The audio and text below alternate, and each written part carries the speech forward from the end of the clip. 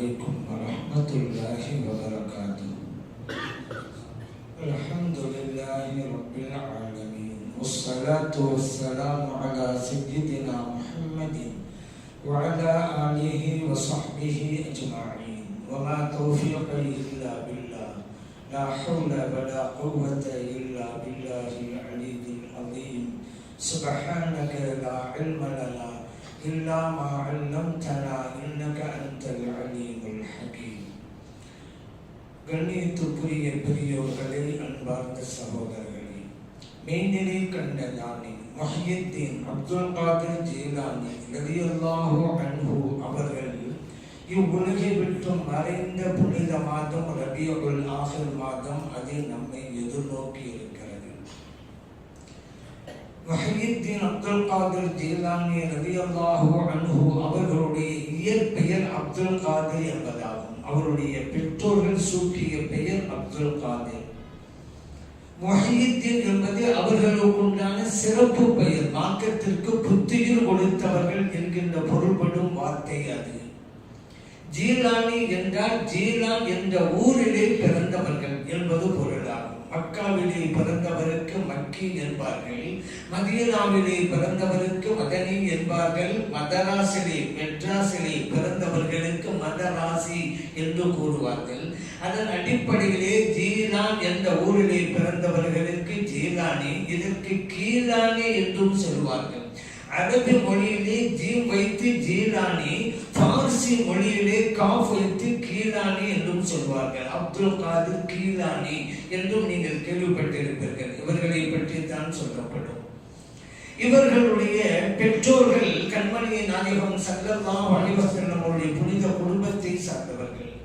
அவருடைய தந்தை வழி இமாம் ஹசன் ரலியல்லாஹு அன்ஹு அவர்களுடைய பரம்பரையிலே வருகிறார்கள். அவருடைய தாய் வழி இமாம் ஹுசைன் ரலியல்லாஹு அன்ஹு அவருடைய குடும்பத்தை சார்ந்தவர்களாக இருக்கிறார்கள்.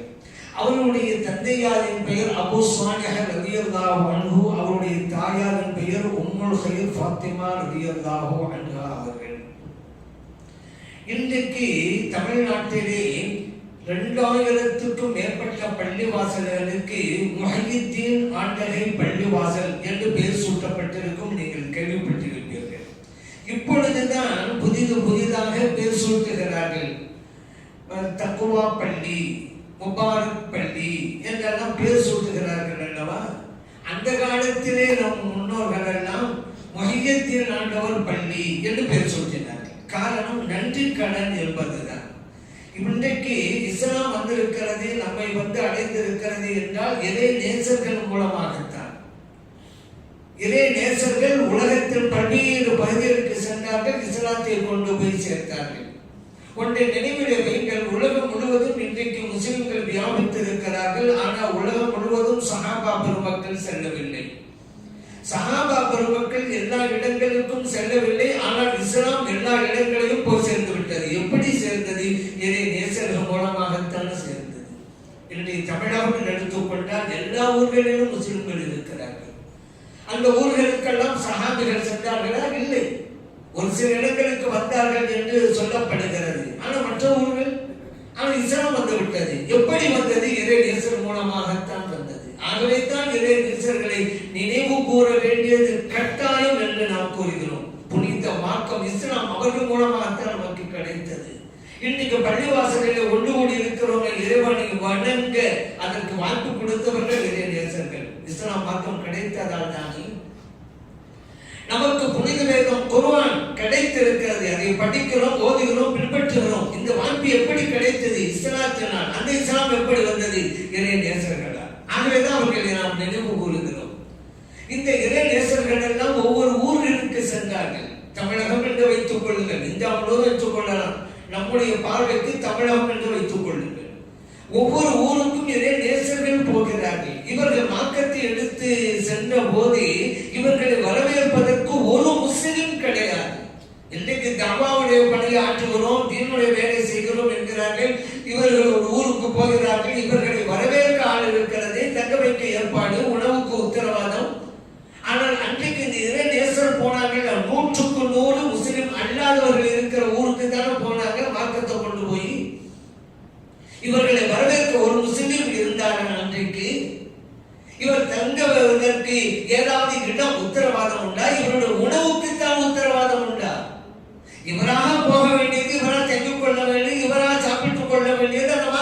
பிறகு அந்த மார்க்கத்தை அந்த மக்களுக்கு எடுத்து சொன்னார்கள். அந்த மக்களும் கேட்டார்கள்.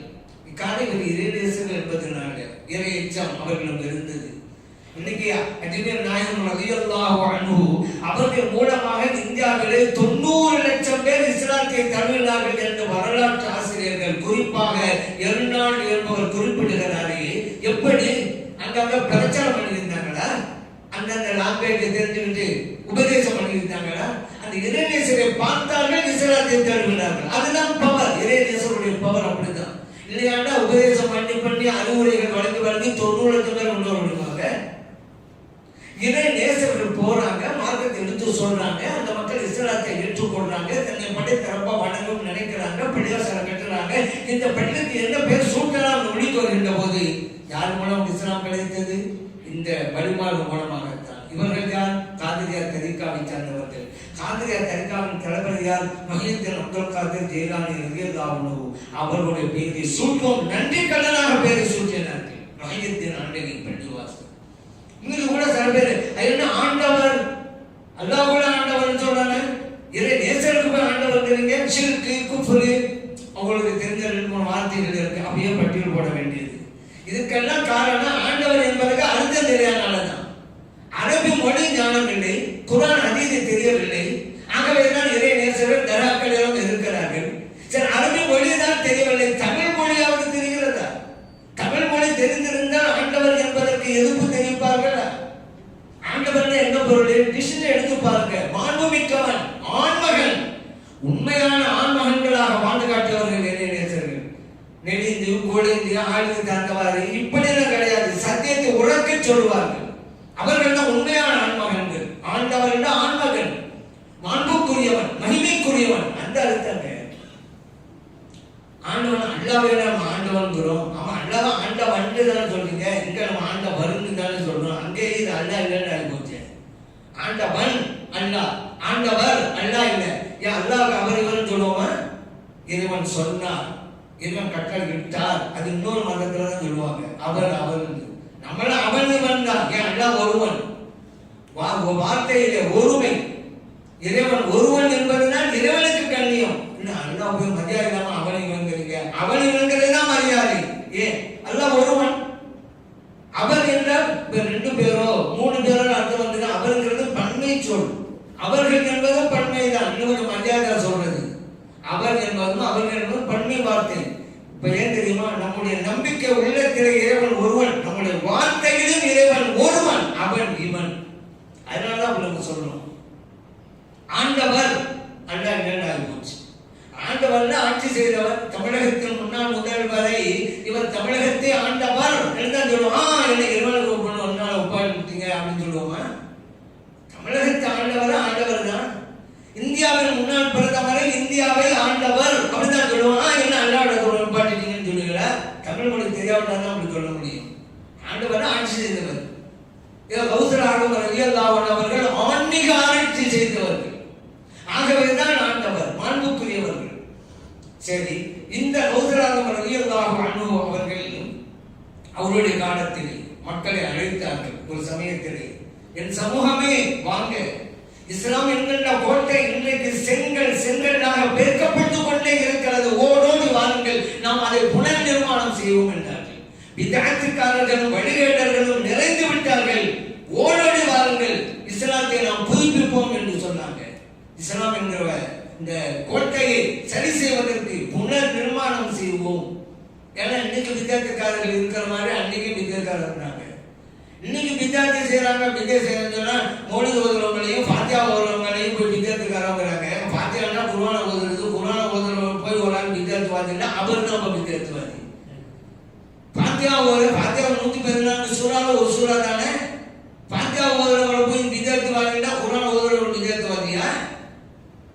ஆனா உண்மைகள் வித்தியாசவாதி இப்படி சொல்லக்கூடியவர்கள் தான். எப்படி கேட்கிறீங்களா?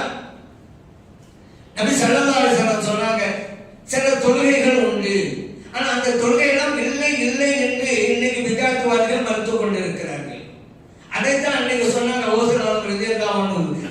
செங்கலாக பெருக்கப்படுகிறது, மாற்றத்தில் இருக்கக்கூடியதெல்லாம் இல்லை இல்லை என்கிறது ஒரு கூட்டம். இன்னைக்கு சில கூட பார்க்கிறோம்ல, கலா தொழுகை இல்லை, தஸ்பீஹ் தொழுகை இல்லை, தராவீஹ் தொழுகை இல்லை, பராத்தி இல்லை, எல்லாம் இல்லை இல்லை. மார்க்கத்தில் இருக்கிறதா இல்லையா? இப்னு அப்பாஸ் ரலியல்லாஹு சொன்னாங்க, கான ரசூலுல்லாஹி ஸல்லல்லாஹு அலைஹி வஸல்லம் யுஸல்லி ஃபீ ரமதான் 20 ரக்அத்தன் வல் வித்ர. இறைத்தூதர் ஸல்லல்லாஹு அலைஹி வஸல்லம் அவர்கள் ரமதான் மாதத்திலே 20 ரக்அத்துகள் தொழுதார்கள், வித்ரையும் தொழுதார்கள். பைஹகியிலே தபரானிலே பதிவு செய்யப்பட்ட ஹதீஸ். ஆனால் தராவீஹ் இல்லை என்கிறது ஒரு கூட்டம். நபி ஸல்லல்லாஹு அலைஹி வஸல்லம் அவர்கள் தங்களுடைய சிறிய தந்தையார் அப்பாஸ் ரலியல்லாஹு அன்ஹு அவர்களுக்கு தஸ்பீஹ் தொழுகையின் அருமையை விளக்கினார்கள். இப்னு மாஜாவில் பதிவு செய்யப்பட்ட ஹதீஸ். அந்த தஸ்பீஹ் தொழுகை இல்லை என்கிறது ஒரு கூட்டம். நபி ஸல்லல்லாஹு அலைஹி வஸல்லம் அவர்கள் ஹந்தக் யுத்தத்திலே நினைவு தெரிந்து விட்ட தொழுகையை கலாவாக நிறைவேற்றினார்கள். புகாரியிலே திருமீதியிலே பதிவு செய்யப்பட்டிருக்கிறது. கலா தொழுகை இல்லை என்கிறது ஒரு கூட்டம். மார்க்கத்தில் இருப்பதையெல்லாம் இல்லை இல்லை என்று சொன்னார்கள் இந்த பிதஅத்வாதிகள். அன்றைக்கும் சில பேர் இருந்தாங்க. அதனால்தான் கௌஸுல் ஆலம் அவர்கள் அழைத்தார்கள், ஓடோடி வாருங்கள். இன்னைக்கு சில பேர் செங்கலாக பேர்த்துக் கொண்டிருக்கிறார்கள். கௌஸுல் ஆலம் ரலியல்லாஹு அன்ஹு அவர்கள் பல்வேறு உபதேசங்களை பண்ணாங்க. அவர்களுக்கு இந்த அளவுக்கு உயர்ந்த நிலை எப்படி வந்தது? அவர்கள் கேட்கப்பட்டது. அவங்க சொன்னாங்க, என் அன்பு தாயார் எனக்கு வழங்கிய 2 அறிவுரைகள், அதை நான் பின்பற்றினேன். அல்லாஹ் இந்த அளவுக்கு எனக்கு உயர்வை கொடுத்தான். ஒன்று, என் தாய் என்னிடம் சொன்னது, அன்பு மகனே, நீ என்ன பேசினாலும், யாரிடம் பேசினாலும், எப்போது பேசினாலும் உண்மையை மட்டும் பேசி, பொய் பேசுறாத. அதை ஃபாலோ பண்ண. அடுத்து என் தாயார் என்ன பார்த்து சொன்னாங்க, அன்பு மகனே, நீ உண்ணுகின்ற உணவும் நீ அருந்துகின்ற குடிப்பும் மார்க்கத்திலே ஹலாலானதாக இருக்கட்டும், ஹராமை புசித்து விடாதே, ஹராமை அருந்து விடாதே என்றார்கள். அதையும் ஃபாலோ பண்ண. அல்லாஹ் இந்த அளவுக்கு உயர்த்தலாம். ஒவ்வொரு ஆண்மகனின் வெற்றிக்கு பின்னாலே ஒரு பெண்மணி ஒளித்து கொண்டிருப்பான். அந்த பெண்மணி தாயாக இருக்கலாம், மனைவியாக இருக்கலாம், மகளாகவும் இருக்கலாம். இங்கே வெண்ணிலை கண்ட ஞானி முஹையீன் அப்துல் காதிர் ஜீலானி ரலியல்லாஹு அன்ஹு அவருடைய உயிருக்கு அவர்கள் ஈன்றெடுத்த தாயார் காரணமாக இருக்கிறார்கள். இன்னைக்கு உலகத்திலே நாமெல்லாம் பெருமை பேசுகின்ற சில இமாம்கள், அவர்கள் உருவாக்கியது அவர்கள் ஈன்றெடுத்த தாயார் தானே. குர்ஆனுக்கு அடுத்த இடத்தில் இருக்கக்கூடிய புகாரி ஷரீஃப், அதை தொகுத்த இமாம் புகாரி ரஹ்மத்துல்லாஹி அலைஹி அவர்களை உருவாக்கியது அவர்களை ஈன்றெடுத்த அருமை தாயார் தான். இமாம் ஷாஃபிஈ ரஹ்மத்துல்லாஹி அலைஹி அவர்கள் சட்ட மேதையாக திகழ்கிறார்கள் அல்லவா, அவர்களை உருவாக்கியவர்கள் அவர்கள் ஈன்றெடுத்த தாயார் தான். அதுபோன்றுதான் கௌஸுல் ஆலம் ரலியல்லாஹு அன்ஹு அவர்களை உருவாக்கியதும் அவருடைய தாயார் தான். அவர்களே சொன்னார்கள், நீங்கள் உண்மை பேசுங்கள், பொய் பேசாதீர்கள். ஆனா மக்களை பார்த்து சொன்னாங்க, நீங்க பொய் பேசிக்கிட்டு தானே இருக்கிறீங்க, அல்லாஹ்வுக்கு முன்னாலே பொய் பேசுகிறீங்களே, தொழுகையிலும் பொய் பேசுகிறீர்களே என்கிறார்கள் கௌஸுல் ஆலம் ரலியல்லாஹு அன்ஹு. எப்படி தெரியுமா? தொழுகையில போய் நின்ற பிறகு அல்லாஹ் அக்பர் இருக்கிற எவ்வளவு பெரிய பொய் சொல்லிட்டு இருக்கிறீங்க. அல்லாஹ் அக்பர், அல்லாஹ் மிகப்பெரியவன் நாவு கூறுகிறது. ஆனால் உங்க உள்ளத்திலே உங்களுடைய செல்வம் தான் மிகப்பெரியதாக இருக்கிறது. உங்களுடைய உள்ளத்திலே உங்களுடைய பட்டங்களும் பதவிகளும் தான் பெரியதாக இருக்கிறது. உங்களுடைய உள்ளத்திலே அரசியல் செல்வாக்கு தானே பெரியதாக இருக்கிறது. அப்படியானால் நாவு ஒன்றை ஒழிகிறது, உங்களுடைய உள்ளத்திலே வேறொன்று கிடைக்கிறது. எவ்வளவு பெரிய பச்சை பொய் என்கிறார்கள் கௌஸுல் ஆலம் ரலியல்லாஹு அன்ஹு அவர்கள். இறைவன் பெரியவன் என்றால் நாம் மட்டுமல்ல, உனது உள்ளமும் அப்படி சொல்ல வேண்டும். ஆனால் தொழுகையில் கூட நீ பொய் பேசிக் கொண்டிருக்கிறாய் என்று கேட்கிறார்கள் கௌஸுல் ஆலம் ரலியல்லாஹு அன்ஹு அவர்கள். கத் அஃப்லஹ மன் ஸக்காஹா. அல்லாஹ் குர்ஆன் சொன்னான், உள்ளத்தை தூய்மைப்படுத்தியவர் வெற்றி கண்டார். அந்த உள்ளம் அழுக்கடையாமல் பார்த்துக் கொள்ளுங்கள். கௌஸுல் ஆலம் ரலியல்லாஹு ஒரு உதாரணத்தை சொல்றாங்க. உள்ளம் என்பது கண்ணாடியை போன்றது. அந்த கண்ணாடியை சுத்தமா வைத்துக் கொள்ளணும், அடிக்கடி துடைத்து தூய்மையாக வைத்துக் கொள்ளணும். இல்லைன்னா மாசு படிந்துரும், அழுக்கு படிந்துரும், மங்களா போயிடும். அப்ப தெளிவாக தெரியாது. கண்ணாடியில எதுவுமே தெளிவா தெரியாது. ஏன் மங்களா போச்சுல, நீ சுத்தப்படுத்தலையில உள்ளத்தை சுத்தப்படுத்தி. அதுக்கு ஒண்ணு சொன்னாங்க. ஆனா இன்னைக்கு சில பேரை பார்க்கிறோம், வீடு ஓட்டையாக இருக்கிறது, ஆனா கதவை அலங்காரம் பண்ணிக்கிட்டு இருக்கலாம் அப்படிங்கிறாங்க கௌஸுல் ஆலம் ரலியல்லாஹு. வீடு ஓட்டை, கதவை போய் பெயிண்ட் அடிச்சுட்டு உட்கார்ந்துருக்க. வீடு ஓட்டணும்னா வெயில் அடிக்கும், மழை பெய்யும், அதை சரி பண்ணுவா. அப்புறம் கதவை அலங்காரம்னா அப்புறம் வச்சுக்கலாம். உள்ளத்தை அழுக்குப்படுத்தி விட்டு உடலை தூய்மைப்படுத்தவே கவனம் செலுத்துறா. அந்த ட்ரெஸ் போகணும், இந்த ட்ரெஸ் போகணும், டிப்டாப்பா தெரியணும், 4 பேருக்கு அழகா தெரியணும், எல்லாம் உடலை தான் இருக்குது. உன்னை உள்ளம் அழகா இருக்க வேண்டும் என்று என்றால்தான் நீ முயற்சி பண்ணிருக்கிறாயா? வீடு ஓட்டையாக இருக்கிறது, கதவை அலங்காரம் செய்து கொண்டிருக்கிறாய். உள்ளத்தை சீர்படுத்தி உன்னிடம் உள்ளதெல்லாம் சீராகிவிடும். கௌஸுல் ஆலம் ரலியல்லாஹு அப்படித்தான் பேசுறாங்க. அவங்க வாழ்க்கையில நிறைய அற்புதங்களை நிகழ்த்தினாங்க. ஒரு கட்டத்தில் சொன்னாங்க, அல்லாஹ் அந்த அளவுக்கு உயர்ந்த தரஜாவை கொடுக்கிறான். லவுலா நிஜாம் ஷரியா, ஷரியத் என்கின்ற கடிவாளம் மட்டும் இல்லாது போயிருந்தால் நீங்கள் வீட்டிலே என்ன உண்ணுகிறீர்கள் நான் சொல்லுவேன் என்கிறார். உங்க வீட்டிலே என்ன தயார் செய்து வைத்திருக்கிறீர்கள், சேமித்து வைத்திருக்கிறீர்கள் நான் அறிவிப்பேன் என்கிறார்கள். எல்லாம் சில பேருக்கு இது ஆச்சரியமா இருக்கும். யாருக்கு ஆச்சரியமா இருக்கும்? குர்ஆனை படிக்காத போது அது எப்படிங்க எல்லா இடத்தையும் எது நடக்குங்கிற அண்ணாவதானே தெரியும். நீங்க ஒரு மனுஷனுக்கு தெரியுங்கிறீங்க, ஃபர்ஸ்ட் குர்ஆனை போய் படிங்கம்மா. குர்ஆனை படிங்க.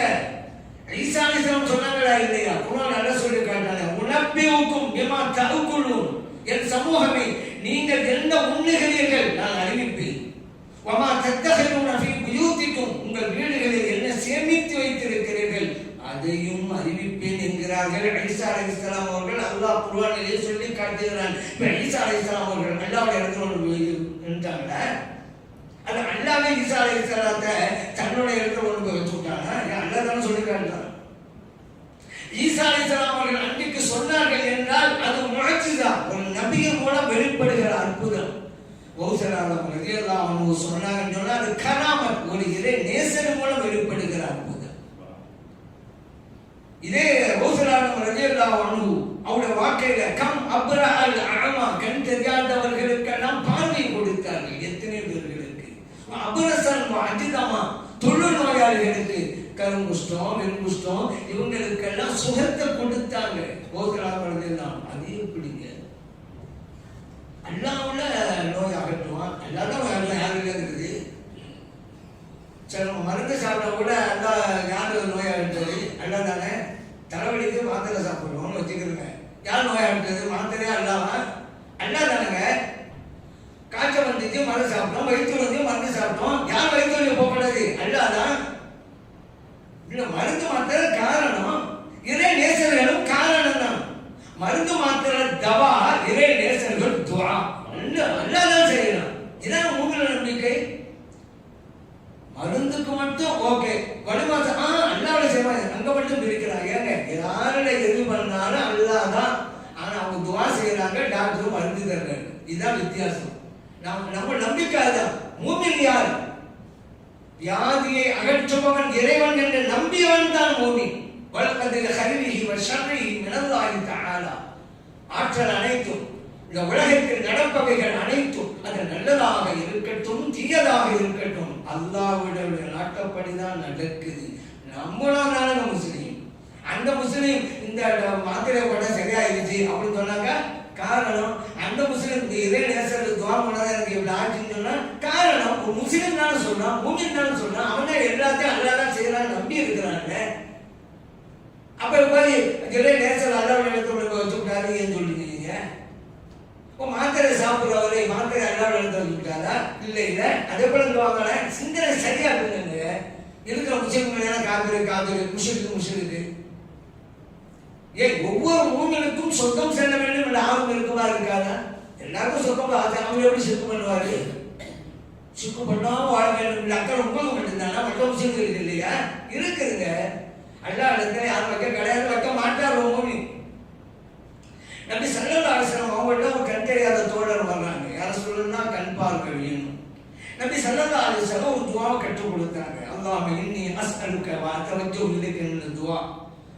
அந்த தோழரை ஒன்று செஞ்சுட்டு 2 நாள் தொழுதுட்டு வாங்க சொல்லிட்டு துஆ சொல்லி கொடுத்தாங்க. அவர் சொன்னார், ஷிஃபா பெற்றார், கண் பார்வை கிடைத்து விட்டது. திருமிதி இப்னு மாஜாஹ்ல பதிவு செய்யப்பட்ட ஹதீஸ். கண் தெரியாதவருக்கு கண் பார்வை கொடுத்தார்கள் நபிகள் நாயகம் ஸல்லல்லாஹு அலைஹி வஸல்லம் அவர்கள். அது ஒரு முஅஜிஸா, காரணம் ஒரு நபியின் மூலம் நிகழ்ந்தது. ஓசலாகம் ரலியல்லாஹு அன்ஹு அவர்களும் செய்தார்கள். அது கராமத், ஒரு இறை நேசரின் மூலம் நிகழ்ந்தது. ஆனால் ஒன்றை நினைவில் வைங்கள், 2 இடத்திலும் பார்வை கொடுத்தவன் இறைவன் தான். அந்த இறைவன் ஒரு நபியின் மூலம் வெளிப்படுத்தினால் முஅஜிஸா, ஒரு இறை நேசரின் மூலம் வெளிப்படுத்தினால் கராமத். செய்தது இறைவன், அவன் தான் மூமின். நபி ஸல்லல்லாஹு அலைஹி வஸல்லம் அவர்கள் செஞ்சான்னு சொன்னாங்க. அதே போல பாருங்க, தொழு நோயாளிகளை ஓசலாகம் ரலியல்லாஹு குணப்படுத்தினாங்க. எப்படி? குர்ஆனை படியுங்கள் தெரியும். ஈசா அலைஹிஸ்ஸலாம் சொன்னாங்கல்ல, உப்ரியுல் அக்மஹ வல் அபரஸ, பிறவி குருடனுக்கும் நான் பார்வையை கொடுப்பேன், தொழு நோயாளிகளையும் குணப்படுத்துவேன். சொன்னது யார்? ஈசா அலைஹிஸ்ஸலாம் எங்க இருக்கு? குர்ஆன்ல இருக்கு. அப்ப ஈசா அலைஹிஸ்ஸலாம் இருந்தாங்கல்ல, ஒரு நபி அற்புதம் நிகழ்த்தினாங்க, அது மோஜிசா போகும். ஓதரார் ரலியல்லாஹு ஒரு வழியுள்ள அற்புதத்தை வெளிப்படுத்துறாங்க, கராமத்தும் அவ்வளவுதான் செய்தது இறைவன். ரெண்டு இடத்திலும் நோயை அகற்றுவது இறைவன் தான். ஒரு மூமின் அப்படித்தான் நம்ப வேண்டும், நம்பினால்தான் மூமின். இதே ஓசரார் ரலியல்லாஹு அவர்கள் இன்னும் சொன்னாங்க, மனிதர்களுக்கு சில உபதேசங்களை செய்யணும் அல்லவா, அதுக்காக வேண்டி உலகத்துல பார்க்கலாம் இன்பம் துன்பம் மாறி மாறி வந்துதான் இருக்கும். வாழ்க்கை பயணத்திலே மேடுகளும் பள்ளங்களும் மாறி மாறி வந்து கொண்டுதான் இருக்கும். இதோட நாட்டம் என்று அதை ஏற்றுக்கொள்ள வேண்டும். ஆனால் நல்லது வந்தால் மனிதன் மகிழ்ச்சி அடைகிறான், தீயது நடந்தால் துன்பம் வந்துவிட்டால் துவண்டு போகிறான். ஏன்பா அவசரப்படல? அவசரம் கேட்கிறான். அதான் கூட சொல்லுவாங்க பெரியவங்க, வாழ்க்கையில இன்பம் துன்பம் துன்பம் வரும்போது சகிச்சுதான் போங்க, இன்பம் காத்திருக்குது. ஏன்? அல்லாஹ் சொன்ன வாக்குறுதி அல்லவா, இன்ன மஅல் உஸ்ரி யுஸ்ரா. அதை திரும்ப சொன்னான் இறைவன், இன்ன மஅல் உஸ்ரி யுஸ்ரா. இரு தடவைகள் துன்பத்தோடு தான் நிச்சயமாக இன்பமும் இருக்கிறது. துன்பம் இல்லாமலும் இன்பத்தை தந்துடுறாங்க அல்லாஹ். அல்லாஹ்வுக்கு பெரிய வேலை கிடையாது. ஆனா இன்பத்தை இன்பம்னு உணர மாட்டான். துன்பம்னு வந்துட்டு அப்படி இன்பம் வந்தாரா, சரி இன்பம்னு தெரியும், அதற்காக தான் இறைவன் துன்பத்தை கொடுக்கிறது. அவனுக்கு என்ன ஆசையா? வெளியிலிருந்து இருந்தால் தான் நிழலின் அருமை புரியும். எல்லா இடத்திலும் நிழல் அருமை புரியாது. இருள் என்று இருந்தால் தான் வெளிச்சத்தின் அருமை புரியும். எல்லா இடமும் வெளிச்சம் அப்படின்னா வெளிச்சம் ஒரு நியமத் என்பதை புரிய மாட்டாங்க. இருட்டுன்னு வரணும், அப்புறம் வெளிச்சம்னு வரணும், இது அல்லாவுடைய நியமத், அப்புறம் புரியும். அதற்காக தான் துன்பம். அதற்கு மாமரத்தை சொல்லுவாங்க. மாமரத்தை எடுத்துக்கிட்டா போதும், நான் உதாரணம் படிச்சுக்கிறேன். மாமரத்தில் இலை, பிஞ்சு, காய், பழம். ஆரம்பத்தில் எல்லாமே நமக்கு பிடிக்காததான். இலை கசக்கும், பிஞ்சு துவர்க்கும், காய் புளிக்கும். இதெல்லாம் நீங்க சகிச்சுட்டே வாங்க, கடைசியில பழம் இனிக்கும். கசக்குதே நினைக்காதீங்க, பிஞ்சு துவர்க்குதே நினைக்காதீங்க, காய் புளிக்குதா மாங்காய் விட்டுருங்க, அடுத்து பழம். அப்ப இந்த துன்பங்களை சிரமங்களை சகித்துக் கொண்டால் கடைசியில இன்பம் காத்திருக்கிறது. இன்னம அல் உஸ்ரி யுஸ்ரா. அதான் குர்ஆன் சொல்லிட்டாங்க. ஆனா துன்பம்னு வந்துட்டாங்க, மனசு எவ்வளவு அவசரம் பண்ணாங்கிறது அவசரம் ஒரு உதாரணத்தை சொன்னாங்க. ஒரு தாய் தன் குழந்தைக்கு பாலூட்டி கொண்டிருக்கிறார் ஒரு பக்கத்திலே. பிறகு இவனுக்கு சந்தேகம் வருகிறது, நமது குழந்தை பாலைத்தான் அருந்துகிறதா அல்லது வெறும் வாயை அசைத்துக் கொண்டிருக்கிறதா? ஆகவே அடுத்த பக்கத்திற்கு கொண்டு போக நினைக்கிறார். அந்த குழந்தையுடைய வாயை எடுத்தால் வீறிட்டு அழுததே அந்த குழந்தை. ஏன்? என்னை பாலை குளிக்க விட மாட்டேன் என்கிறாளே இந்த இவள், அப்படி இருந்தால் அழுவுது. ஆனா தாயின் நோக்கம் அதுவா? இதுவரை அருந்திக் கொண்டிருந்ததை விட அதிகமாக அருந்த வேண்டும், அதற்காக தான் அந்த பக்கம் கொண்டு போகுது. ஒரு சில வினாடிகள் தான், ஆனா அதை செலுத்திக் கொள்ள முடியவில்லை அந்த குழந்தைக்கு.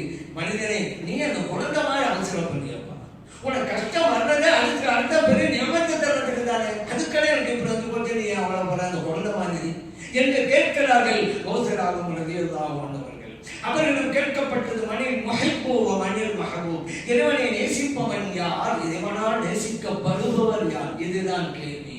இந்த கேள்விக்கு அவங்க பதில் கொடுத்தாங்க. அதுக்கு முன்னால் ஒரு சின்ன விளக்கத்தை உங்களுக்கு நான் சொல்லிடுறேன். அல்லாஹ் குர்ஆன்ல சொல்றான், ஃபதுகுரூனி அதுகுருக்கும். என்னை திக்ர் செய்யுங்கள், நான் உங்களை திக்ர் செய்கிறேன். என்னை நீங்க நினையுங்கள், நான் உங்களை நினைக்கிறேன். என்ன இறைவன் குர்ஆன் வாக்குறுதி வழங்கினான் அல்லவா? இப்போ வாங்க, ஓசராகும் ரலியல்லாஹு அன்ஹு அவங்க பதில் சொன்னாங்க. முஹிப்பு யார் தெரியுமா? நேசிப்பவன் யார் தெரியுமா? எப்போது இறைவனை நீ திக்ர் செய்கிறாயோ அப்பொழுது நீ முஹிப்பாக இருக்கிறாய், நேசிப்பவனாக இருக்கிறாய்.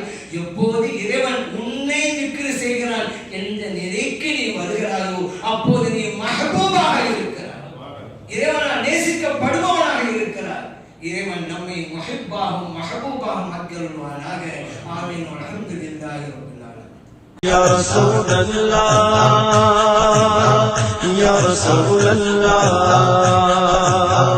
யா ஹபீபல்லாஹ் யா ஹபீபல்லாஹ்